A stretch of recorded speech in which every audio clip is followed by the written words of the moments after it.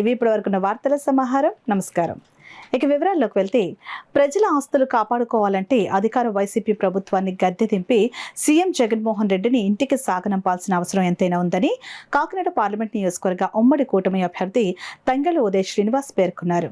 ఆదివారం స్థానిక సినిమా రోడ్లో ఉన్న సూర్యకళ మందిరంలో తెలుగుదేశం పార్టీ నాయకులు బొబ్బిలి గోవిందులు ఆధ్వర్యంలో నిర్వహించిన వెలమ ఆత్మీయ సమావేశానికి ఆయన ముఖ్య అతిథిగా హాజరయ్యారు. ఈ కార్యక్రమానికి జిల్లాలో ఉన్న కూటమి పార్టీలు, భారతీయ జనతా పార్టీ, తెలుగుదేశం పార్టీ, జనసేన పార్టీల ప్రముఖులు, మాజీ డిప్యూటీ సీఎం, పెద్దాపురం నియోజకవర్గ కూటమి అభ్యర్థి నిమ్మకాయల చినరాజప్ప, కాకినాడ సిటీ కూటమి అభ్యర్థి వనమాడి కొండబాబు, కాకినాడ రూరల్ కూటమి అభ్యర్థి పంతం నానాజీ తనయుడు సందీప్, కాకినాడ రూరల్ నియోజకవర్గం కోఆర్డినేటర్ పిల్లి సత్యనారాయణమూర్తి, మాజీ ఎమ్మెల్యే పిల్లి అనంతలక్ష్మి, జనసేన పార్టీ జిల్లా అధ్యక్షులు తుమ్మల రామస్వామి తదితరులు హాజరయ్యారు. ఈ సందర్భంగా కాకినాడ పార్లమెంటు కూటమి అభ్యర్థి తంగెళ్ల ఉదయ్ శ్రీనివాస్ మాట్లాడుతూ, అధికార వైసీపీ ప్రభుత్వ వ్యతిరేక విధానాలకు సతమతమవుతున్న ప్రజలు నేడు కూటమి అభ్యర్థులకు సంపూర్ణ సహకారం అందిస్తున్నారని అన్నారు. తాతలు, తండ్రులు సంపాదించి ఇచ్చిన ఆస్తులను కాజేసేందుకు అధికార వైసీపీ ప్రభుత్వం ల్యాండ్ టైటిలింగ్ యాక్ట్ ద్వారా పెద్ద ఎత్తున పన్నాగం పన్నుతోందని తెలిపారు. అకస్మాత్తుగా ఆచరణలోకి తెచ్చిన ఈ ల్యాండ్ టైటిలింగ్ యాక్టును ప్రజలు తిరస్కరించి ఆస్తులను కాపాడుకోవడానికి ఈ ప్రభుత్వాన్ని తక్షణం గద్దె దింపడం ఒకటే ఏకైక మార్గమని అన్నారు. ప్రజా సంక్షేమం కోసం రాష్ట్ర ప్రయోజనాల నేపథ్యంలో ఏర్పడిన భారతీయ జనతా పార్టీ, తెలుగుదేశం, జనసేన పార్టీల ఉమ్మడి కూటమిని ప్రజలు ఆదరించి అపూర్వమైన స్వాగతం పలుకుతున్నారని, ఈ నెల 13న జరిగే సార్వత్రిక ఎన్నికల్లో కూటమి అభ్యర్థుల విజయానికి కృషి చేయాలని ఈ సందర్భంగా ఆయన పేర్కొన్నారు. ఈ కార్యక్రమంలో అంకన్రెడ్డి రాము, నాయుడు, పెనుగంటి హనుమ, ఏఈ నాయుడు, సుర్ల సీతారాం, గేదెల వాసు తదితరులు పాల్గొన్నారు. 76,000 కోట్లు నష్టం వచ్చింది అంటే మనకేమీ డైరెక్ట్ గా రాలేదు అనుకోకండి. ఇలాంటి ఎన్నో 76,000 కోట్లు ప్రతి ఏటా బీసీలకి ఎదుగుదల కోసం, వాళ్ళ వృద్ధుల ఎదుగుదల కోసం ఇస్తూ ఉంటే అది ఒక మంచి ఉన్నతమైన స్థానానికి ఎదుగుతుంది.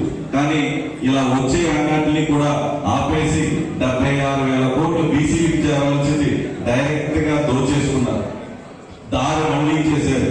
అంటే మీ ఎదుగుదల ఆయనకి ఇష్టం లేదు. ఇష్టం లేకుండా మీ మీద దొంగ ప్రేమ చూపిస్తున్నారు. ఇదే కాకుండా స్థానిక నాయకత్వంలో రిజర్వేషన్ ని 34 నుంచి 24 తగ్గించేశారు. 24 తగ్గించేసిన వల్ల బీసీలు రాష్ట్ర వ్యాప్తంగా 16,800 స్థానిక నాయకుల్ని కోల్పోయింది బీసీ సామాజిక వర్గం.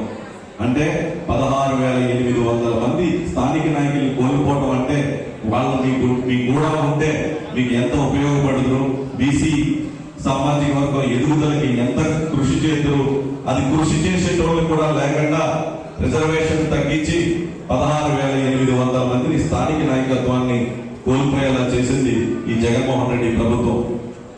ఇలాగా డబ్బులు ఇవ్వకుండా, నాయకుల్ని లేకుండా చేసింది పోగా స్టెప్ బై స్టెప్ చేసుకుంటూ వచ్చాడు.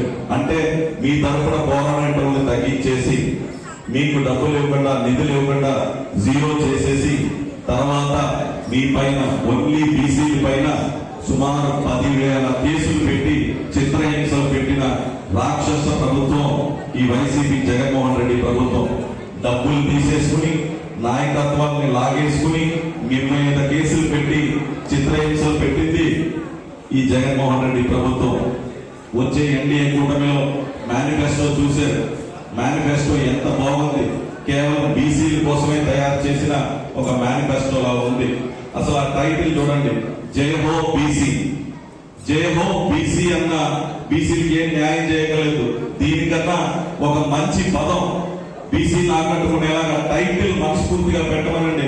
జై హో బీసీ కన్నా ఇలా పెట్టిన టైటిల్ బాగుంది అని. అసలు ఆ టైటిల్ పెడతానికి కూడా వాళ్ళకి అర్హత లేదు, అది పెట్టలేరు. ఎందుకంటే మనసులో బీసీలకి అతనికి స్థానమే లేదు.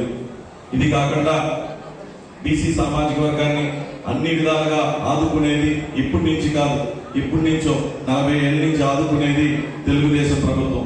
ఆ తెలుగుదేశం ప్రభుత్వం అలాంటి చంద్రబాబు నాయుడు గారు ఎవరు ఏంటి అనేది చూడకుండా సొంత డబ్బుల్నే ఖర్చు పెట్టి కౌలు రైతులకి, అందులో ఎంతో మంది బీసీలు ఉన్నారు, ఆ బీసీలకి ఎంతో మందికి సొంత డబ్బులు కూడా ఖర్చు పెట్టి ఆయన నిధులతోనే వాళ్ళని ఆదుకునే వ్యక్తి, కేవలం సమాజం బాగుండాలనుకునే వ్యక్తి, నిజాయితీగా నాయకుడు, సేవకుడు మన అధినేత పవన్ కళ్యాణ్ గారు.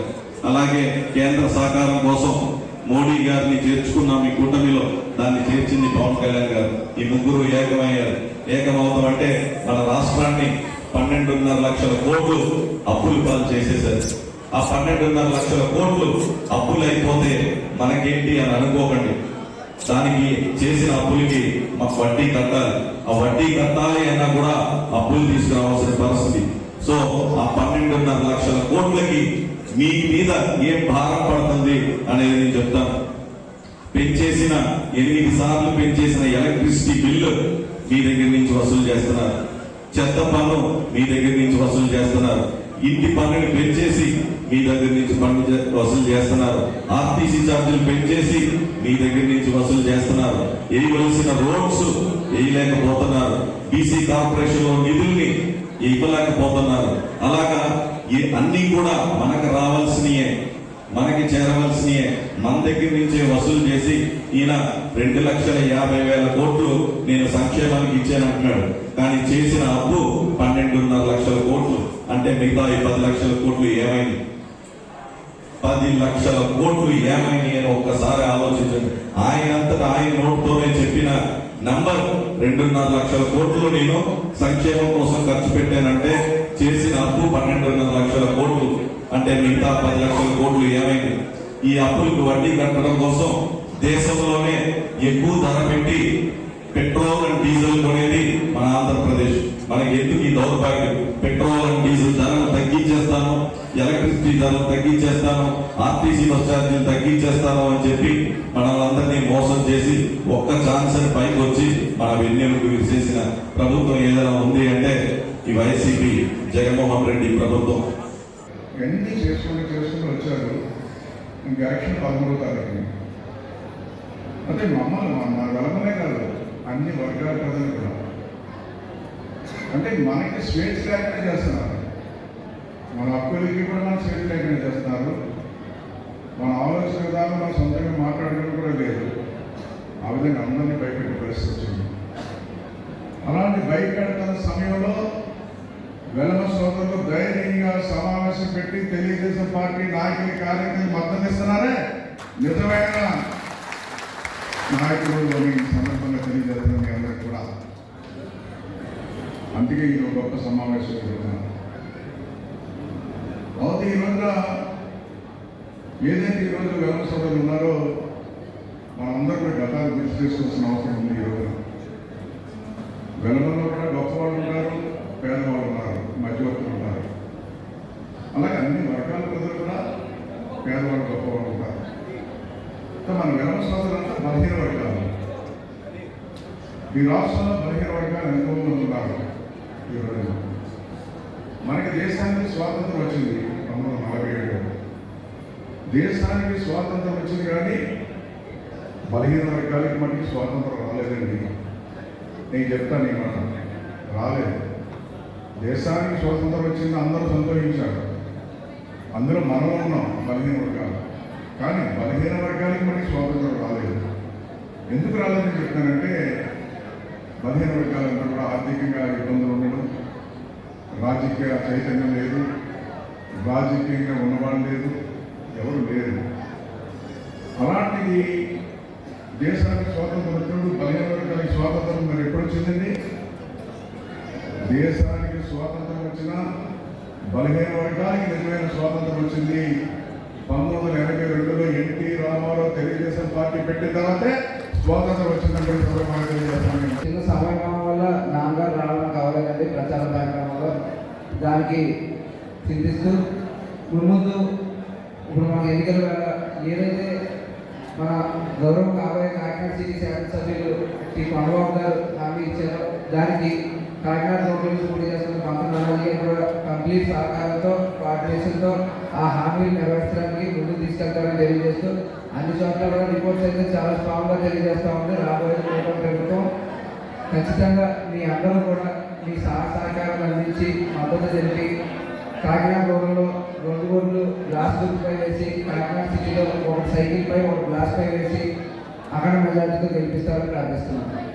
లేదు సముచిత స్థానం కల్పించిన తెలుగుదేశం పార్టీ జగన్ గారు రిజర్వేషన్ తగ్గించిన రేపు అధికారంలోకి రాగానే 34% నీకు ఇచ్చి మీ బీసీల యొక్క స్థానంలో సముచితంగా ఉంచుతామని చెప్పిన ఈ చంద్రబాబు నాయుడు గారిని ముఖ్యమంత్రి చేయాలో ఒకసారి మీరు అందరూ కూడా ఆలోచించాలి. మరి ఇక్కడికి వచ్చిన వాళ్ళు అందరూ కూడా వెలమ సంఘ ప్రతినిధులుగా మీరు అందరూ ఇక్కడికి రావడం జరిగింది. అంటే బీసీలుగా మీరు